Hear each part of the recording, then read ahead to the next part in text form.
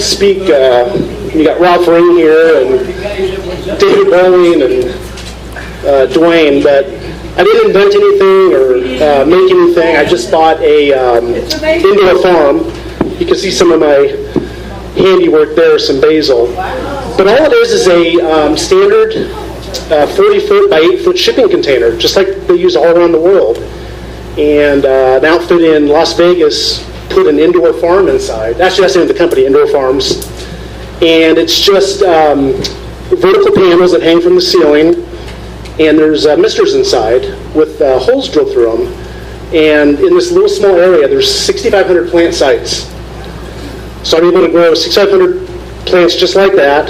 Plus, I have a 10 rack or 10 level seedling rack where I can sprout 6,500 plants. So I've always got 13,000 plants growing at one time.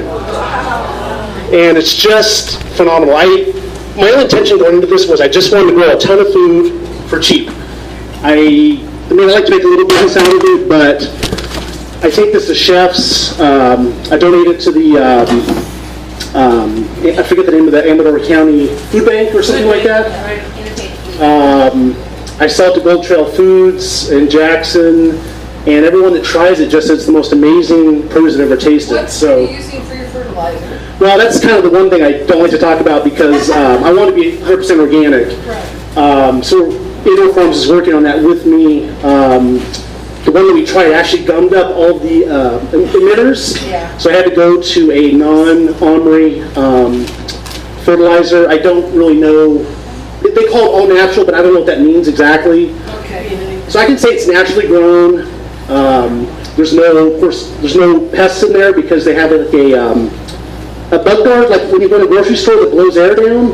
So there's no pesticides needed. There's no weeds, so you don't need anything to control the weeds.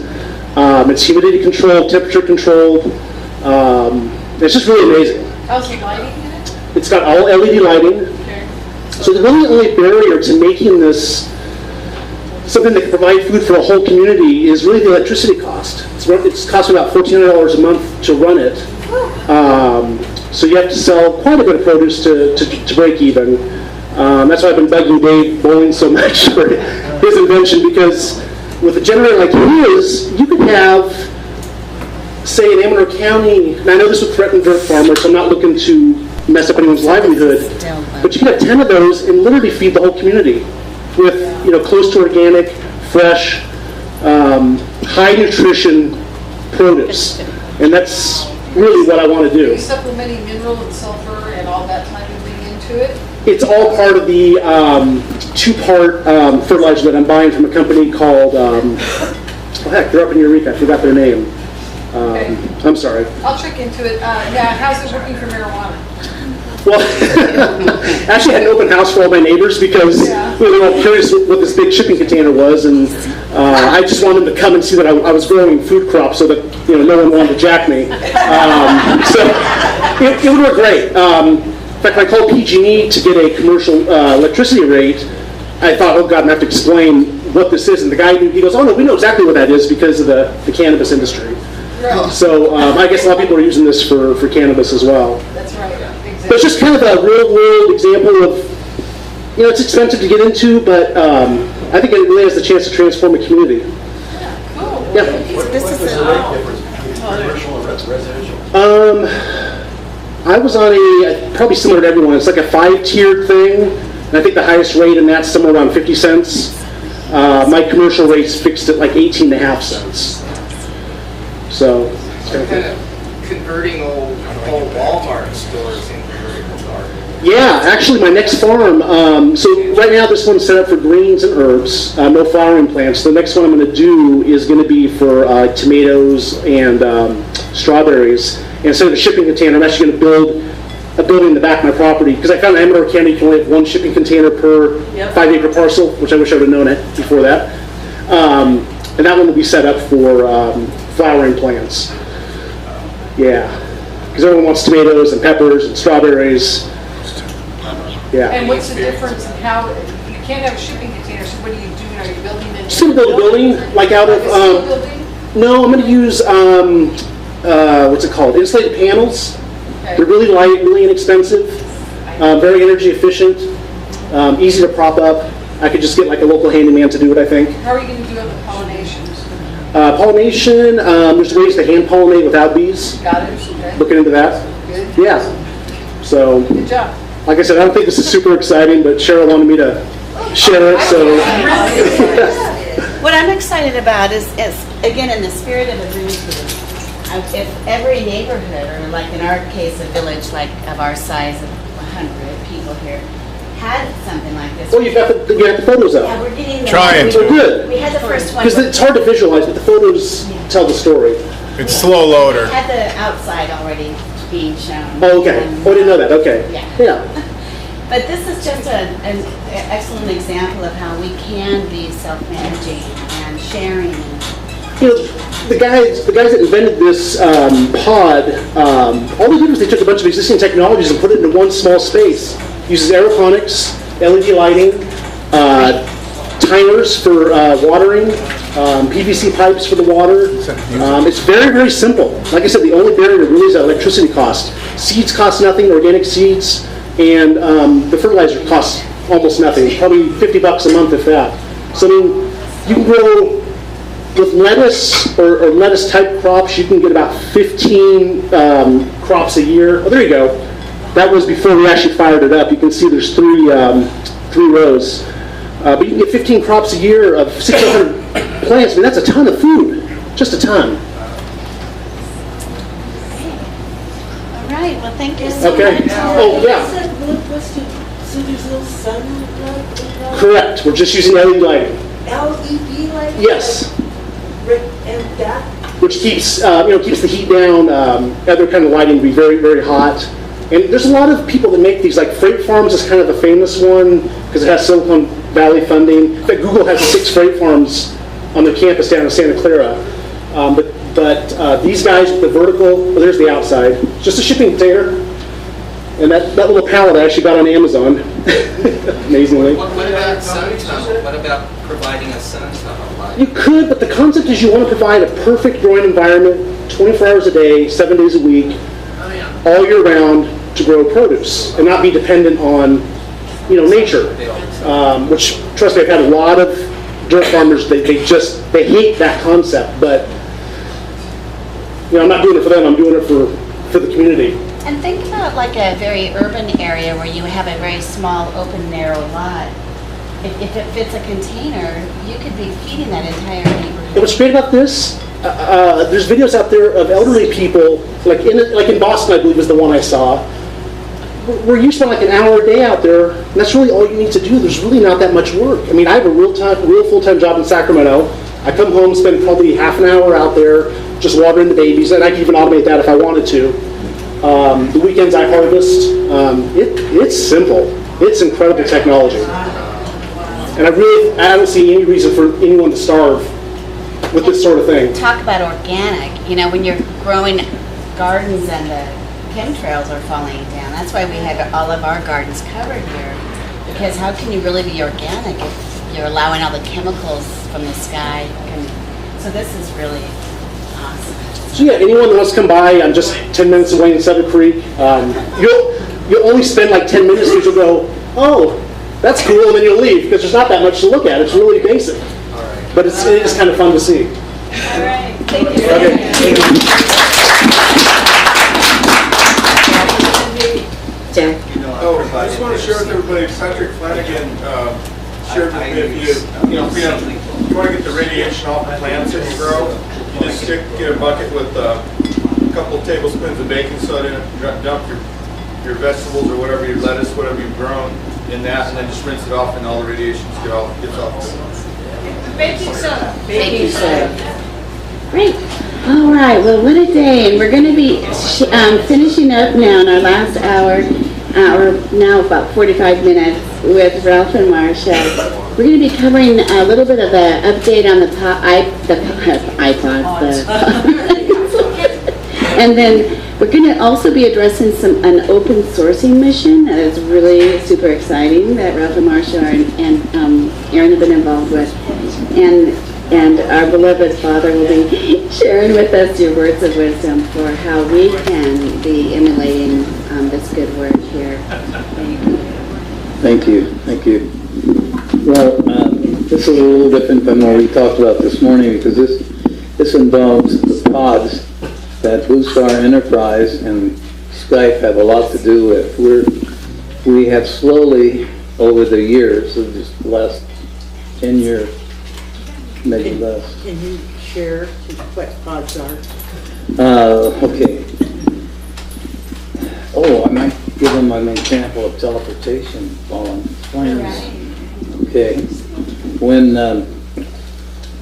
I got really serious about getting some things done, I was invited to I was talking in Hawaii at the time, on the Big Island, and I was invited to become a part of what's called the Residence Project, which is Nissan Airman, heard of me? And so I said, well, sure, what can we do? And I got together with Nissan and we talked about it. He's got a very intelligent, scientific approach to things. And me, because I was raised in the wood, it's all natural to me. So we said, let's stay in touch.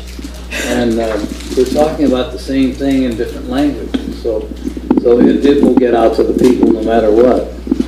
So while I was there, I'd had to go back and forth. I lived in Las Vegas at the time.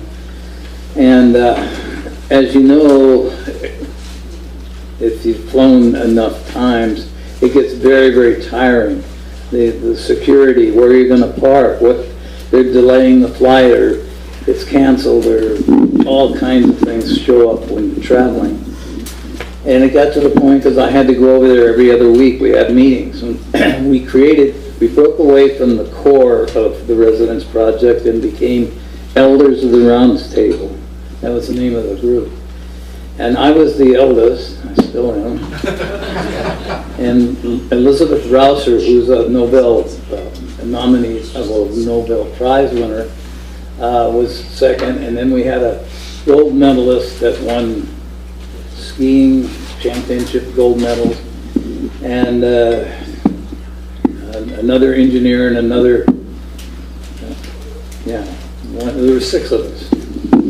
And so we'd meet and discuss strategy and how we were going to influence people to continue to look to the bright side of things and encourage construction instead of destruction. And so I had to go back and forth. Well, I was in touch with Marsha. She lived in Phoenix at the time. And every time I'd go, I'd say, well, I'm going to go for another few days. I'll be back. And I'd come back and my car had been moved. I parked at the airport or something had happened that just wasn't pleasant. Security would confiscate some of my material because they said it was not acceptable. And just general things.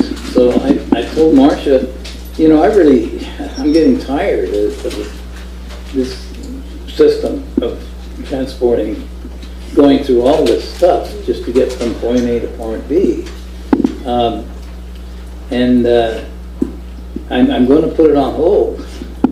And she said, well, you can't because you got a meeting, but I could do it maybe over the phone, or we could do it on Skype or something, I don't know. But before I could get there, I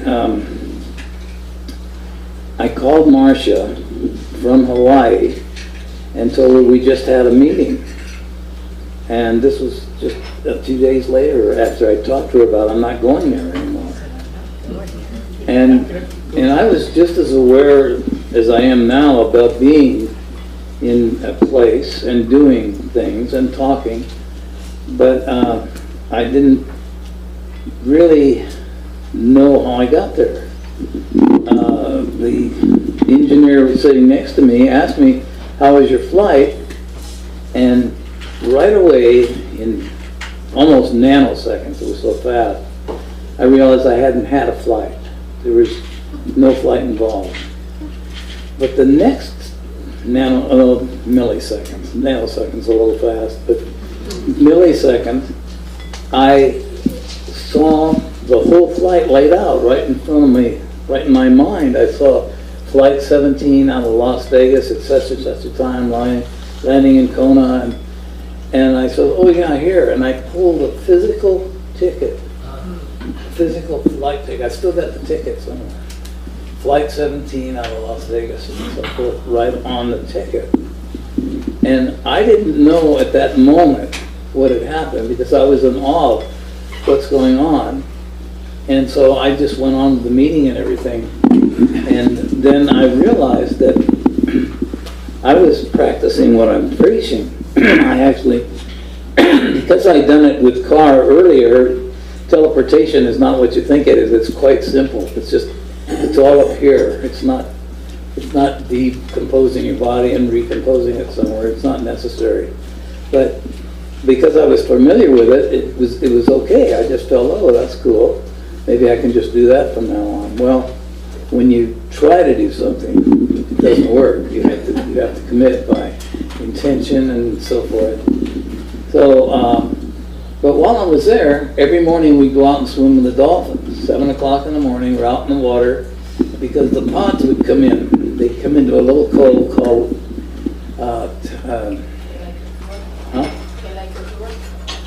not that one, it was Telekalani. Telekalani. It was right down from, you know, in the 40s, 50s, 60s maybe, there was a song called The Little Grass Shack in Kelowna, a little white. Well, it was just down from the shack. The shack's still there. I mean, they've redone it. But we used to swim in that cove. And the pods would come in. These dolphins would come in pods. Just groups of different dolphins. And we were playing and having fun there. They're playful little guys. I mean, these are spinner dolphins, the smaller ones. They're playful little guys, and we used to play with them and everything. But they had certain signals among themselves, like my border collie does. When he's done, he's done. He'll come up and get lots of love, and then that's it. I've had it, and go to bed or whatever. These dolphins are the same way. When they get done playing with the other pods, they just go back to their own group and take off. So when I was asked someday, what are you going to call all these guys working around the world? Because we've got, on Skype, we've got hundreds of people in groups around the world working on alternative ideas, technology, and everything. So let's call them pods. And that stuck right away. So now we have hundreds of pods all around the world. And a pod is just whatever anybody wants to make it. We've had people on the website or come in on Skype and saying, can I be a pod? And sure, whatever you'd like to do. If you're interested in helping humanity, come on in. And then they connect on Skype or via the website, which is Aaron's trying to get people connected, and mechanics with mechanics and so forth. Come on in and go for it. So that's how the pods happen. So, and they are all in sync with putting the benefit of mankind in front of their own benefits. I mean, every one of the people that join the pods are doing it to help humanity. So anyway, they got started, and they gradually started building. And we've got in Australia, we just heard from him, was it last night? We went to rest yesterday afternoon, and while we were resting, just laying down in here, the Skype rang on the phone, and there was our pod in Australia. We had talked about it. And he's one of our primary pods that are working on the spaceships. When Carr went to patent his ideas to the patent office, it included levitation, teleportation, and all the details concerning that. When the patent people looked at it, they said, this is ridiculous. It doesn't fit into our physics. You're talking about teleportation beyond time and space. And no, you got to take that out. And then we'll give you a patent on an amusement device. You can set it up and tell people anything you want. That was basically, I'm using a metaphor, but that's basically what happened. So Carr decided to write a book with everything intact, in all the principles of how you can build your own spaceship, understand levitation and teleportation, and all the other things that equate now to what's commonly being called the fifth dimensional consciousness. It's beyond to the great extent, beyond logic and beyond reason, because it just happens. It just happens. And there's no reason sometimes for it, no logic, and you don't need it, because you can operate without it.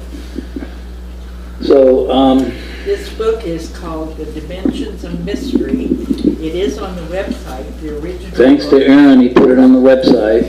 And it's written in poetry and prose. And so our Australian pod worked on it for what, 2 or 3 years? 3 years. And he has decoded that, and it's the decoded version is also on the website. So if you're interested, you can look up the Dimensions of Mystery, and there's 4 parts to it, 1, 2, 3, and 4. But tell them what Carr said when it was decoded. Oh yeah, well,